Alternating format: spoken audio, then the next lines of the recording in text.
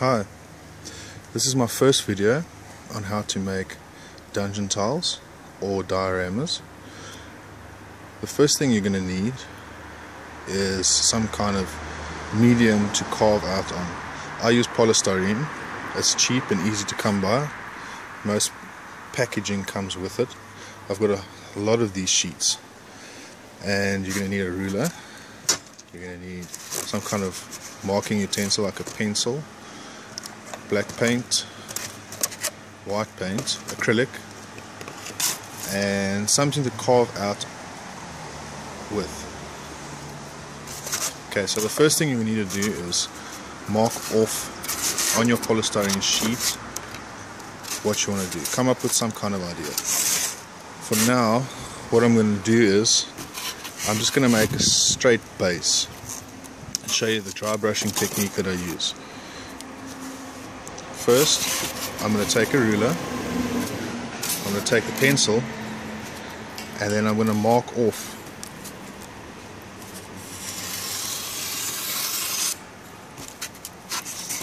what I want to do. It doesn't have to be exactly straight. And then I'm going to take some kind of knife. You can use anything, but I use a crafting knife. This one like this. It's very sharp, so be careful. Get your mother or father to do it if you're too young. Be very, very, very careful. I'm just gonna stop here and I'll come back when I'm done cutting. Okay, the next thing you want to do is mark off your tiles. I use inch by inch. It's the size of the miniature bases, and then I mark a whole bunch of little squares so that when I want to carve it in, I've got a baseline to work with. Most of the time I do use freehand, but for purpose of this video I've marked off the tiles. This is for a dungeon. Normally my outdoor tiles, I don't use these tiles. I'll use a measuring stick to move my miniatures around. Okay, so now once you've marked off your squares, you need something to carve it into it. Some people use a carving knife and they'll cut at a V angle on either side, and then they'll pull out the strips. I find this very tedious and very long and a grueling task, especially if you want to make a big tile or a whole bunch of tiles at once. What I do is I heat up my soldering iron, making sure to put something over my mouth and my nose so I don't inhale the fumes, because the fumes that come from the polystyrene when melting it is very toxic. So make sure to do that. And then all I do is take the soldering iron and I follow the line. I'm using freehand, which you don't have to use freehand. You can take some kind of straight steel ruler or even wood, straight piece of wood, and carve it in. It's much quicker and easier. See there, I've done it freehand. It's very skew and whatnot, but it gives it a nice effect after you've painted and dry brushed it. If I take a ruler, I can draw a whole line in one go. I just take my soldering iron and I just pull it through. Okay, I've used the soldering iron to cut through all the lines. You can see I get all the indentations. All the tiles have been done. Gone through with the soldering iron. Get that tile effect. And now the next step would be to cover the whole thing in black acrylic paint. So what I need to do now is grab my black acrylic paint and just cover the whole thing, which I'm going to do now. Okay, I got my acrylic paint, the black. I buy mine at a hardware store, so I've got it in a big bulk container because I tend to make a lot at once. All you do is you get your paintbrush full of paint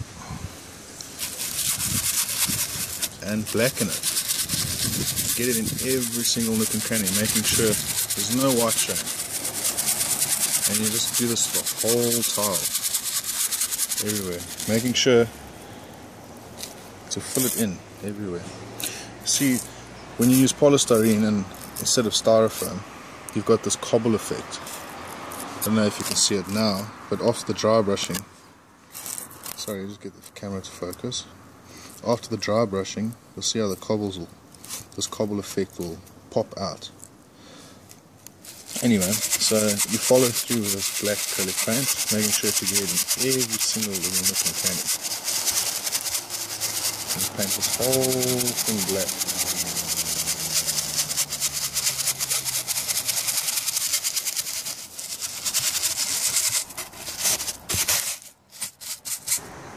Okay, I'm done with the painting it black.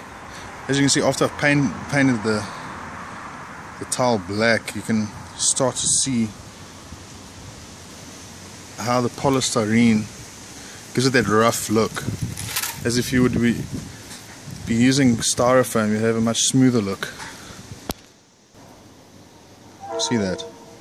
I did nothing there. All I did was cut the lines in with my soldering iron, and I covered the whole thing in black acrylic paint, remembering to wash your paintbrush off straight away in water so that it doesn't get hard, so I can use it again.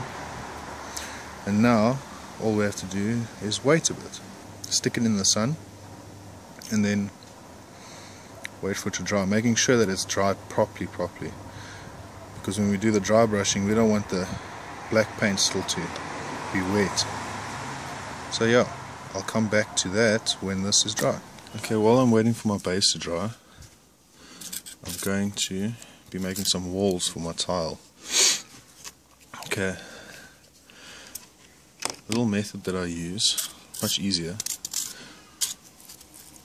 as you can see here, made little bricks. Also seeing how the polystyrene is giving that cobble effect. Now I use a little machine, this little thing here. It's just a small little nail tool. You can pick it up at any dollar store. It costs around about $1 to $2, maybe a little bit more, depending on what quality you want. I got the cheapest one I could find. All you do is you run lines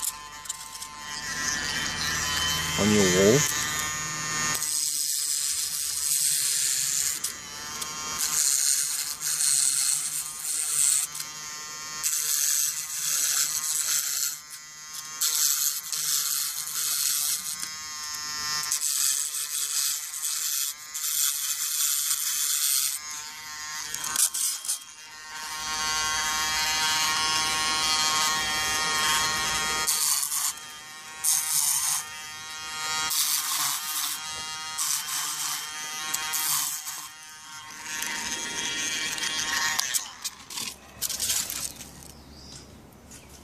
See that? Now you just follow that same pattern right through and you'll get something like this. Now once it's painted, you'll see the true effect of what it will look like. Now if you can't come across one of these or can't afford $2 or $3, another alternative method would be using the soldering iron. Now the soldering iron is going to give us a different effect. Yeah, you got a cleaner cut with more straighter lines. Now if you really want to, you can take a steel ruler and you can pull the lines through like we did on the base tile, and then just fill in the bricks to make the brick pattern. So I'll do another one on the other side here just to show you the contrast of the steel.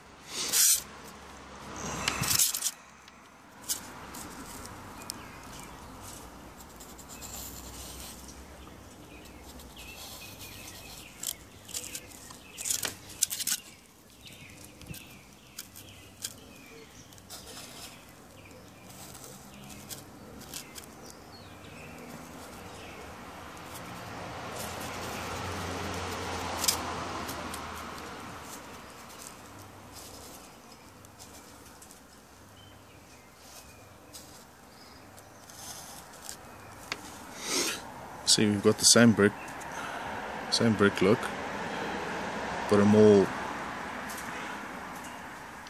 rough look, almost like the bricks were chiseled out instead of carved out. Yeah, we've got the neater look. It all depends on what you really want. Another alternative method would be to also use a carving knife. Now with a carving knife you would have to cut your lines at an angle at one side, and then cut on the opposite side at a different angle, and then pull out the pieces. A little bit more tedious, but it's also another alternative method. I rotate between this machine, the carving knife, and the soldering iron, depending on what kind of effect I want. Okay, our tile is dried, and now we're going to be applying our dry brushing technique. I didn't paint the sides because I want to still resize this tile to fit my walls. Okay, now first thing you got to do is add a bit of a blob of white acrylic paint. Not too much, just enough for the job that you're doing. And then you just dab some paint on your paintbrush, black paint, and add it to the white. And you just a little bit, because you want a grey. You want a grey colour, not a very dark grey. You want a light grey. Also, depending on what you want, what kind of effect you're looking for. And it's all up to you. See, I got myself a nice light grey there. Just mix it in nicely, properly. Now, once you got that all mixed in, remember to just add little bits, a little bit of black, a little bit, till you get the right color, the color that you want. And you just see the contrast. Okay, it looks very white here, but you can see the contrast between the plate and the grey that I've mixed here. You can see it's not a dark grey, but it's a grey. And then obviously remembering to clean your paintbrush off. Here's my Mountain Dew. I need some energy juice. Okay, now applying the dry brush technique's very simple. You get a brush. I use a broad brush, an art board brush. It's a 12F305 art board, just so I can get a nice wide spread. You can use any kind of brush, but I do advise using a wider brush for these bigger tiles. And then depending on the size of whatever thing you're dry brushing, you'd use a certain brush for that. Then you pick up the paint on the tips of your brush, and this is where the dry brush gets its name from. You want to dry the brush a bit on the side, because you don't want too much paint on this brush when you're brushing. You don't want the... There we go. I've dried my brush. Now all I do is I just brush it lightly. I'm not going to push down. You don't push down with the brush. You just brush it over. So let me just start here on the side.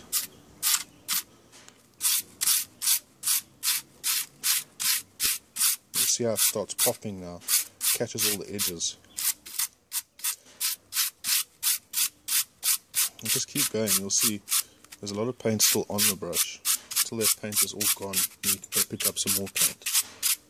And then also, again, depending on what kind of